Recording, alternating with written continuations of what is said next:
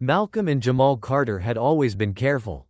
Their father, David Carter, had taught them the importance of staying out of trouble, of being mindful of where they went and how they behaved in public. They were two bright, ambitious 15-year-olds who dreamed of becoming doctors one day. But dreams and caution meant nothing in a world where suspicion followed them like a shadow. It was late in the evening when they left the corner store with a few snacks. The streets of their suburban neighborhood in Atlanta were quiet, except for the occasional car passing by. Streetlights buzzed faintly overhead, casting long shadows along the pavement. The twins laughed as they shared a joke about their basketball game earlier, their voices carrying softly through the night. Then came the siren. The sudden, sharp wail made both of them stiffen. A police cruiser pulled up beside them, and the bright glare of headlights swallowed their figures whole. A voice crackled through the patrol car's speaker. "Hands where I can see them. Don't move." Malcolm and Jamal exchanged panicked glances, their bodies freezing in place. A police officer stepped out of the vehicle, his posture stiff with authority. His uniform was crisp, his belt lined with tools of power, a gun, a baton, handcuffs. His name tag read Officer Ryan Calloway. "You two match the description of some suspects we've been looking for," Calloway announced, his voice cold and flat. "What? We didn't do anything," Malcolm said, his hands instinctively raising, just like their father had taught them to do. Jamal followed his brother's lead. "We're just walking home, sir." But Calloway wasn't listening. His blue eyes bore into them with something beyond suspicion, something ugly. He stepped forward, reaching for Malcolm's arm. "You got ID?" he demanded. Malcolm started to reach for his pocket, moving slowly so there would be no misunderstanding. But before he could pull out his wallet, Calloway shoved him hard against the side of the police cruiser. The boy gasped, his breath knocked out of him. Jamal reacted instantly. "Hey, get off my brother." Before he could take a step forward, Calloway grabbed him by the collar and slammed him onto the hood of the car. "You two think you can talk back to me?" Calloway hissed. "Think you're untouchable?" Pain spread through Malcolm's chest as his face pressed against the metal. His heart pounded in his ears. He struggled to speak. "We didn't do anything," he choked out. A few people across the street had stopped to watch. One of them, an older woman, held up her phone. "Recording. You better put that away." "Lady," Calloway growled. The woman didn't listen. "They're just kids," she shouted. "You have no right." Calloway ignored her. He yanked Jamal's hands behind his back, twisting them cruelly. "Resisting arrest, huh?" Tears stung Jamal's eyes. "I'm not resisting," he whispered. "Please." The street seemed to close in, suffocating them in fear. And then, from the distance, another voice rang out, familiar and commanding. "What the hell is going on here?" David Carter stood at the edge of the scene, his presence as solid as steel. His suit jacket was unbuttoned, his face dark with fury. Behind him, a second police car arrived, its lights flashing red and blue. Calloway looked up, his grip on Jamal loosened slightly. But his expression did not change. David took a step forward. "Let my sons go." The air was thick with tension. Calloway hesitated, but then, under the weight of David's furious gaze, and the many watching eyes, he released the boys. Malcolm and Jamal stumbled away, their bodies shaking. "This isn't over," Calloway muttered, but for now, it was. For now. By the next morning, the footage of the incident had spread like wildfire. The video, shaky but clear, showed everything. How the officer had manhandled the twins, how they had pleaded, how he had mocked them. It ended with their father's arrival, his rage and authority cutting through the scene like a blade. Social media exploded. #Justice for Malcolm and Jamal started trending. News outlets picked up the story. The footage was played on morning talk shows. David sat at the kitchen table, staring at his phone. His coffee had gone cold. Across from him, his wife, Angela, scrolled through the endless comments on Twitter and Facebook. "Those boys did nothing wrong. That officer needs to be fired. This is why black parents are terrified for their kids. How many times does this need to happen before something changes?" Angela's fingers trembled. "David, what are we going to do?" David exhaled sharply. "We're going to fight." Later that day, David walked into the headquarters of the Atlanta Police Department. His presence was impossible to ignore. He was a man used to walking into courtrooms, into the halls of power, He was a federal prosecutor, a man who had spent years enforcing justice. The chief of police, Thomas Reynolds, greeted him in a stiff voice. "David, I assume you're here about last night's situation." David set his phone on the desk. The paused video of Calloway slamming his son onto the police cruiser stared up at them. "Situation?" David's voice was like ice. "Is that what you're calling it?" Reynolds sighed. "It's an unfortunate misunderstanding. Calloway claims the boys were acting suspiciously. He says they resisted." "They didn't resist," David snapped. "You saw the footage." Reynolds didn't meet his gaze. "We're placing Calloway on administrative leave, paid, of course, while we conduct an internal review." David let out a bitter laugh. "Paid leave? That's your response?" "David, I know this is personal." "But, personal?" David leaned forward, his hands pressing against the desk. "This is about my sons. This is about every black child who has been brutalized and humiliated by men like Calloway." Reynolds shifted in his chair. "David, you need to be careful here. You don't want to start a war." David's eyes darkened. "I don't want a war. I want justice." He stood. "And I'm going to get it." The protests began that evening. A crowd gathered in front of the police station, holding signs, chanting Malcolm and Jamal's names. The mayor made a statement urging for calm. The governor called for a thorough investigation. But the people didn't want empty words. They wanted Calloway in handcuffs. And as David stood at the window of his home, watching the news coverage, he realized something. This fight was bigger than just his family. It was only beginning.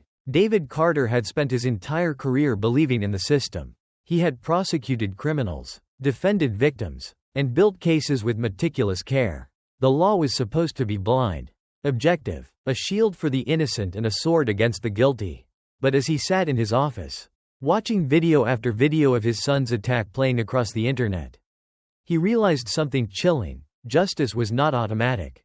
It had to be fought for, tooth and nail. A knock on his office door broke his thoughts.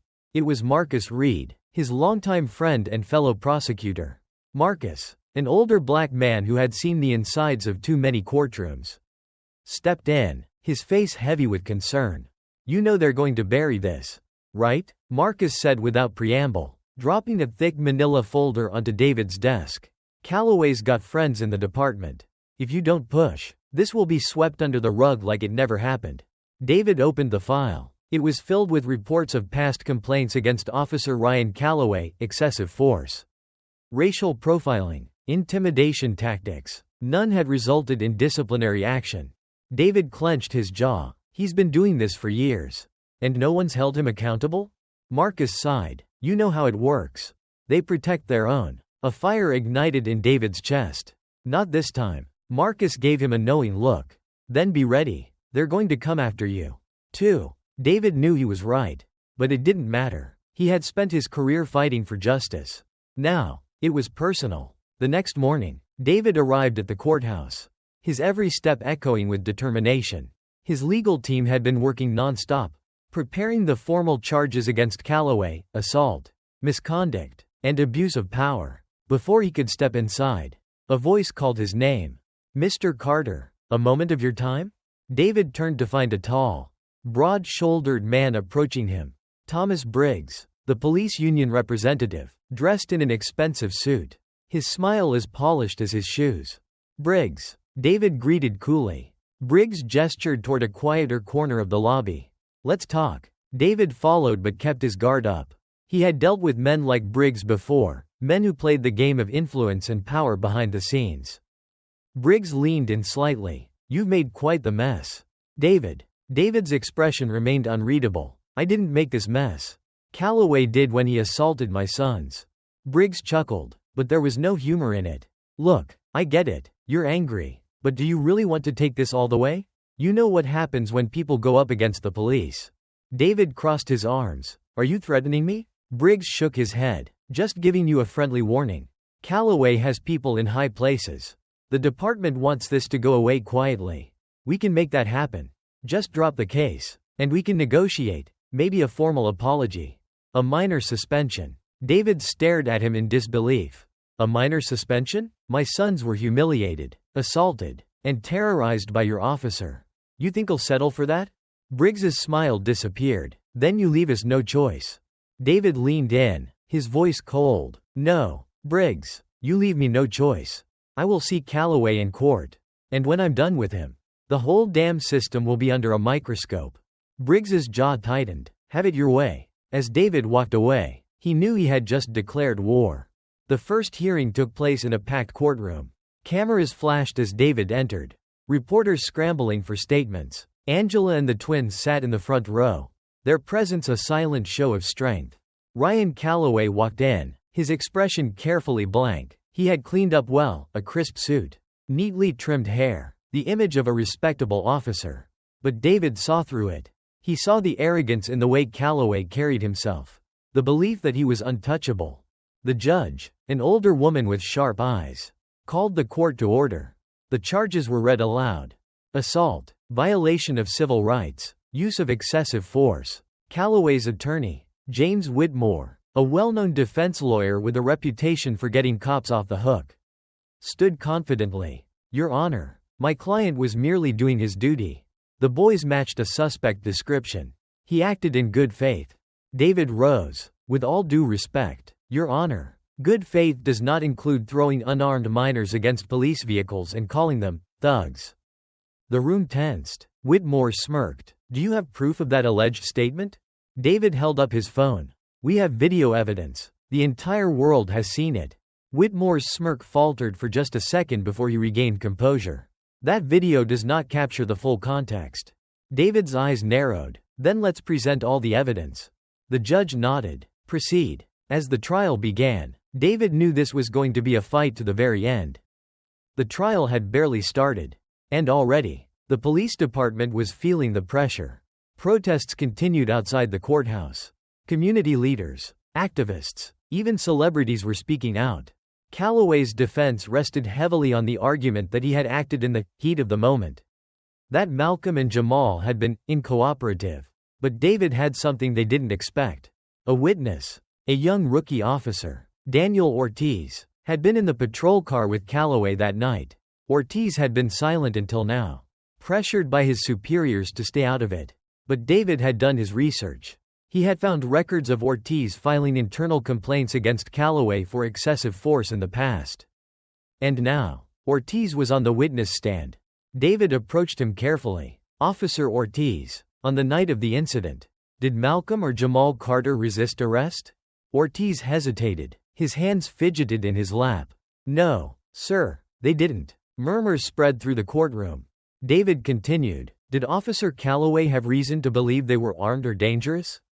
Ortiz swallowed hard. "No, sir, he didn't." Whitmore stood up. "Objection. Overruled," the judge said. "Continue." David's voice was calm but relentless.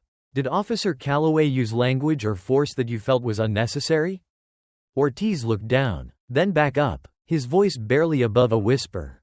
"Yes." Silence. Then, an eruption of whispers. David turned to the jury. "There you have it. A fellow officer, Calloway's own partner, just admitted that excessive force was used. This was not standard police procedure. This was an abuse of power." Whitmore's face was pale. Calloway clenched his fists under the table. The tide was turning. But David knew better than to celebrate early. Because when powerful people felt cornered, they fought back harder. And he had no doubt Calloway's side was preparing their next move. The morning after Officer Daniel Ortiz's damning testimony, David Carter arrived at his office to find his voicemail overflowing. Reporters, community leaders, even strangers from across the country were reaching out to offer support. But among the messages of solidarity were also threats. Anonymous voices warning him to back off, to watch his step, to remember what happened to others who went against the blue wall. David deleted the messages without a second thought. Fear had no place in this fight. The police union, however, was not so easily ignored. By noon, they had launched a full-scale media assault, attempting to discredit Ortiz's testimony. News segments played edited clips of the incident, claiming that the boys had looked suspicious, and that Calloway had merely been acting cautiously in a tense situation. On talk shows, retired officers with years of experience in the field defended Calloway. "This is what happens when you try to do your job," one former officer ranted. "The media, the politicians, they're always looking for a reason to attack the police." These kids should have complied immediately. Maybe then this wouldn't have happened. David gritted his teeth as he watched the news. It was the same script they always used: paint the victims as dangerous, justify the officer's actions, and stall the investigation long enough that public outrage lost momentum. But they weren't going to win this time. He picked up his phone and called Marcus Reed. "I need you to pull Calloway's disciplinary records," David said. "Everything. Complaints, warnings, internal reviews. I don't care how buried they are. I want them on my desk by the end of the day." Marcus exhaled. "You planning on exposing him in court?" David's jaw tightened. "I'm planning on showing the world exactly who Ryan Calloway is." By evening, Marcus had delivered. A thick file sat on David's desk, filled with years of misconduct allegations against Calloway. Excessive force complaints, racial profiling, even accusations of planting evidence. And yet, time after time, he had walked away unscathed. David flipped through the pages, his anger mounting with each entry. Witness statements dismissed, investigations inconclusive, each case ending with Calloway back on the streets, free to terrorize another black family. Then, he found something even worse. An old report from 5 years ago. A civilian had accused Calloway of beating a handcuffed suspect unconscious. The case had been quietly dropped after the victim refused to testify. But the details were eerily similar to what had happened to Malcolm and Jamal. David picked up his phone and dialed the name on the report: Jordan West. A few rings. Then a wary voice answered. "Who is this?" "My name is David Carter." David said, "I'm a federal prosecutor. I need to talk to you about Ryan Calloway." Silence. Then, a slow, bitter laugh. "Calloway," Jordan said. "That bastard. I thought I'd never hear that name again." "I need your help," David said. "I'm building a case against him. If you come forward." "No." Jordan's voice hardened. "I tried before. You see how that turned out." David clenched his fist. "This time is different. There's already evidence. There's already a trial." Jordan exhaled. "You don't get it, man. Calloway's people made sure I stayed quiet before. I lost my job. My family got harassed. They do whatever it takes to protect their own." David closed his eyes. He had expected this. Calloway wasn't just a bad cop. He was protected by a system that punished his victims instead of him. "Jordan," David said carefully, "I know you're scared, but this is bigger than just one case. He needs to be stopped." Another silence. Then, Jordan's voice, barely above a whisper. "I'll think about it." It wasn't a yes, but it wasn't a no. David would take it. As the trial moved forward, Calloway's legal team fought harder to discredit the case. They tried to suppress Ortiz's testimony, arguing that his words were opinion, not fact. They demanded the video footage be thrown out, claiming it was prejudicial. The judge denied both motions. It was a small victory. But David knew better than to celebrate. The next morning, Malcolm and Jamal were supposed to testify. It would be the first time they spoke in front of the court, in front of the world. But as they got ready to leave the house, Angela Carter rushed into the living room, her face pale. "David," she said, her voice shaking, "look at this." She held up her phone. A leaked police report was all over the internet, one claiming that Malcolm and Jamal had a history of behavioral issues at school. David's stomach dropped. "They're trying to smear them," he said through clenched teeth. Angela's eyes filled with tears. "What if people believe it?" David took a deep breath. "They won't." He grabbed his phone and called the school principal. Within minutes, he had an official statement. The report was fake. Malcolm and Jamal had no disciplinary history. The records had been altered. By the time they arrived at court, David had already given the statement to the press. "This is a desperate attempt to discredit two innocent teenagers," he told the cameras, "and it will not work." Inside the courtroom, Malcolm and Jamal took the stand. Malcolm spoke first, his voice steady but his hands trembling. "I was scared. I didn't know why he stopped us. We weren't doing anything wrong." Jamal followed. "I kept thinking, if we move the wrong way, we might not make it home." Their words cut through the courtroom like a blade. Even the jurors, hardened and skeptical, shifted uncomfortably in their seats. Ryan Calloway watched from the defendant's table, his expression unreadable, but David saw something in his eyes: unease. For the first time, Calloway knew he might not walk away from this one. The pressure was mounting. The protests outside the courthouse grew larger. The calls for justice louder. And then, the unexpected happened. A second officer came forward. David was in his office when he got the call. "You need to see this," Marcus said. David hurried to his laptop. A whistleblower had gone public, Officer Kevin Donahue, a former cop who had worked with Calloway years ago. Live on national television, Donahue spoke about what he had seen. "Ryan Calloway isn't just a bad cop," he said. "He's a dangerous one. I saw him plant evidence. I saw him use excessive force. I reported it, and you know what happened? They told me to keep quiet or lose my badge." David's pulse raced. The dominoes were falling. By the next morning, Donahue had agreed to testify. For the first time, David felt it. The tides were turning. Calloway wasn't just fighting a legal battle anymore. He was fighting for his survival. The atmosphere inside the courthouse was different now. Tense. The weight of the evidence piling up against Ryan Calloway was beginning to show in the way he sat, shoulders squared but stiff, hands clenching the edges of the table. His lawyer, James Whitmore, had lost the easy arrogance he had carried in the early days of the trial. David Carter watched them closely.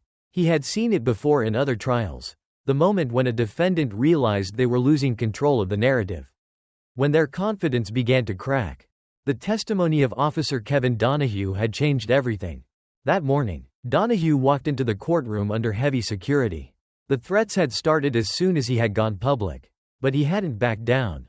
As he took the stand, the room fell silent, everyone aware of the weight of his words before he even spoke. "I worked with Ryan Calloway for 3 years," Donahue said, his voice steady but edged with something weary. "And in those 3 years, I saw him use excessive force more times than I can count." David stepped forward. "Can you give us a specific example?" Donahue nodded. "There was a case a few years ago. Calloway and I responded to a noise complaint in a predominantly black neighborhood. A teenage boy, no older than 16, was standing outside his house when we pulled up. Calloway immediately assumed he was involved in something illegal. No probable cause, no reason. He just made up his mind. When the kid didn't answer fast enough, Calloway threw him to the ground, pressed his knee on his back, and kept him there, longer than necessary. The kid was crying, begging, but Calloway wouldn't let up. He was enjoying it." David let the silence stretch before speaking. "Did you report this incident?" "I did." "And what happened?" Donahue's lips pressed into a thin line. "I was told to drop it. That Calloway was a good officer, and I should look the other way. When I kept pushing, I was put on desk duty. A few months later, I was pushed out of the force entirely." David nodded, then turned to the jury. "Officer Donahue, in your professional opinion, was Ryan Calloway a danger to the public?" Donahue exhaled. "Absolutely." Ryan Calloway's face had turned red. His lawyer objected, but it was weak. Like a drowning man reaching for a rope that wasn't there. The tide was shifting, but David knew the fight wasn't over yet. The defense was cornered. The prosecution had presented undeniable evidence, video footage, witness testimonies, and a former officer's damning account of Calloway's history. So Whitmore did what desperate lawyers always did. He attacked the victims. The next morning, in front of a packed courtroom, he called Ryan Calloway to the stand. David sat forward in his seat. He had anticipated this, but the move was still bold. Calloway was a liability. He had a temper, and if pushed the wrong way, he could unravel his own case. Whitmore started carefully. "Officer Calloway, walk us through the night in question." Calloway's voice was smooth, practiced. "I was on patrol when I saw 2 young men matching the description of robbery suspects. Given the circumstances, I acted according to protocol." "Protocol?" Whitmore prompted. "Yes, I engaged with them, asked for identification, but they were immediately hostile." Malcolm and Jamal stiffened in their seats. David's hands curled into fists. "Lying, right there, under oath." They were agitated. Calloway continued. "They refused to comply. In my years on the force, I've learned that when suspects resist, things can escalate. I had no choice but to restrain them." David stood. "Objection. The video evidence contradicts this claim." The judge turned to Whitmore. "Counselor?" Whitmore sighed dramatically. "Your Honor, video footage only captures part of an event. It doesn't tell the whole story." David's frustration burned, but he kept his face impassive. He had a strategy for this. His turn to question Calloway came swiftly. Officer Calloway. David began, voice cool, measured. Do you believe your actions that night were justified? Yes, Calloway said immediately. David nodded. And yet, in your record, there have been over a dozen complaints of excessive force. Are those also justified? Calloway's jaw tightened. Those complaints were investigated. I was cleared. David walked closer. Cleared? Or protected? Murmurs rippled through the courtroom. Calloway's hands flexed on the stand, his restraint cracking. David pressed forward. Officer Calloway, did you enjoy the power you held over those boys that night? Calloway snapped. That's ridiculous. Is it? David's voice sharpened. Because you didn't just restrain them. You humiliated them. You taunted them. And then you lied about it. Calloway's face darkened. I did what I had to do. David held his gaze. And you're going to pay for it. The jury had been deliberating for 3 days.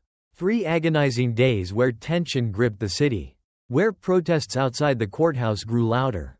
Where Malcolm and Jamal waited for the decision that could define the rest of their lives. Inside the Carter home, silence reigned. Angela barely touched her food. The twins had retreated to their room, processing their trauma in their own way. And David sat in his office, staring at the case files, replaying every argument in his head. Then, the phone rang. Marcus's voice was tight. They're ready. David hung up and called for his family. It's time. They drove to the courthouse in silence. The streets outside were lined with people holding signs, chanting for justice. Some carried pictures of Malcolm and Jamal. Others held names of past victims, young black boys and men who had never gotten their day in court. David stepped inside the courtroom, his heart pounding. The judge entered. The jury filed in. The foreman stood. We, the jury, find the defendant, Officer Ryan Calloway, guilty. The words rang through the room. A collective gasp swept through the audience. Malcolm grabbed Jamal's hand under the table. Angela closed her eyes, tears slipping down her cheeks. David exhaled, the weight on his chest finally lifting. Calloway's face turned pale. His lawyer sat frozen, as if unable to process what had just happened. The judge continued. The sentencing hearing will be held next month. The courtroom erupted. People cheered. Others sobbed. Outside, the crowds roared. The city had held its breath for too long. And now it exhaled in relief. David turned to his sons. It's over. Malcolm shook his head. No, Dad, it's just the beginning. And he was right. Because while Calloway would go to prison, the system that had created him still stood. But tonight, they had won. Tonight, justice had spoken. And tomorrow, the fight would continue. The city was alive with energy in the wake of the guilty verdict. The streets outside the courthouse remained packed well into the night, filled with cheers, chants, and tears of relief. Signs that had once pleaded for justice now celebrated it. David Carter stood outside with his family, watching the scene unfold. Angela clutched his arm, her silent strength grounding him, while Malcolm and Jamal took in the moment, 2 boys who had been treated as criminals simply for existing. Now standing in a world that had finally listened. But the fight wasn't over. As the celebrations continued, David's phone buzzed with a flood of messages. Journalists wanted interviews. Civil rights leaders wanted to meet. Fellow prosecutors and attorneys sent quiet congratulations, some even admitting they had doubted he could win. Then, another call. Marcus Reed. David stepped away from the noise and answered. David, Marcus said, his voice tense. You need to see this. See what? The governor just made a statement. They're launching an official review into the entire department. David's breath caught. This was more than just Calloway. This was the beginning of something bigger. Send me everything, David said. He hung up and turned back to his family. What's wrong? Angela asked, her eyes searching his face. David hesitated, then shook his head. Nothing's wrong, but this isn't over yet. Because one conviction didn't change the system. But it was a start. And he would make sure it led to something more. Days after the verdict, the governor's announcement sent shockwaves through the city. A full-scale investigation into the police department was underway. Every officer with a history of misconduct would be reviewed. And David Carter found himself at the center of it. He was called to testify before a state committee. Lawmakers, officials, and investigators sat in a high-ceilinged chamber, waiting for his words. Cameras recorded every moment. David adjusted his tie, glanced once at the prepared statement in front of him, and then pushed it aside. He wouldn't read from a script. "When my sons were attacked by Officer Ryan Calloway," he began, his voice steady. "It wasn't just an isolated incident. It was a symptom of a disease that has gone untreated for too long." Calloway was protected for years, not because he was a good cop, but because the system is designed to shield officers like him. The room was silent. David continued. How many complaints were ignored? How many civilians were falsely accused, brutalized, or worse? And how many officers knew, but stayed silent because they were told to protect their own? A few officials shifted uncomfortably. "I stand here today not just as a prosecutor, but as a father," David said, his voice thick with emotion. "I fought for justice in that courtroom. But justice cannot be about individual cases. It has to be about reform, about change. And if we don't do something now, if we don't hold this department accountable, then another father will stand where I stand today, mourning a child who didn't survive his encounter with the law." A murmur spread through the chamber. A senator leaned forward. "Mr. Carter, what do you suggest?" David met her gaze. "Full transparency, a civilian oversight board, mandatory de-escalation training, and a zero-tolerance policy for officers with a history of excessive force." His words hung in the air. The fight wasn't over, but the battlefield was shifting. As the investigation into the department deepened, the cracks in the blue wall of silence widened. More officers began to speak out. Files that had been buried for years were unearthed. And then, the real bombshell dropped. A leaked document surfaced, an internal memo from the police union, detailing how misconduct reports were systematically buried. Complaints were rerouted. Investigations stalled. Officers quietly reassigned instead of disciplined. The media exploded. David sat in his office, staring at the report on his desk. He had always suspected corruption, but to see it laid out in black and white was staggering. His phone rang. "Marcus again." "David," Marcus said breathlessly. "They just announced it. The police chief is resigning." David let out a slow breath.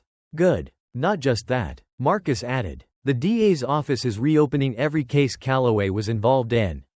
Some of those convictions? They were based on planted evidence. People are going to be freed." David closed his eyes for a moment. Innocent men had sat in prison because of Calloway. And now, finally, they would have a chance at freedom. But the question remained, how many more officers were just like him? David stood. He had work to do. Months later, the world had changed. Ryan Calloway was serving a 15-year sentence. The police department had undergone massive reform, with new leadership and stricter policies in place. Officers with histories of misconduct were no longer protected. And David Carter? He was still fighting. The morning air was crisp as he walked through the city. His sons beside him, Malcolm and Jamal, had grown in the past year, stronger, more determined. They had survived something horrific, but they refused to be defined by it. The three of them arrived at a community center, where a group of teenagers waited, kids who had seen too much, who had grown up knowing fear. David smiled as Malcolm stepped forward. "All right, listen up," Malcolm said, addressing the group. "My brother and I are here to help you understand your rights. If you ever get stopped, if you ever feel like you're being targeted, know the law. Know how to protect yourself."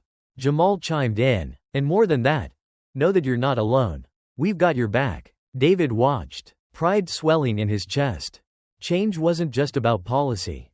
It was about people, about the next generation. His sons had taken something painful and turned it into purpose. And as he stood there, surrounded by young faces filled with hope, he realized, this was just the beginning. Justice was not a destination. It was a journey, and they were ready to walk it.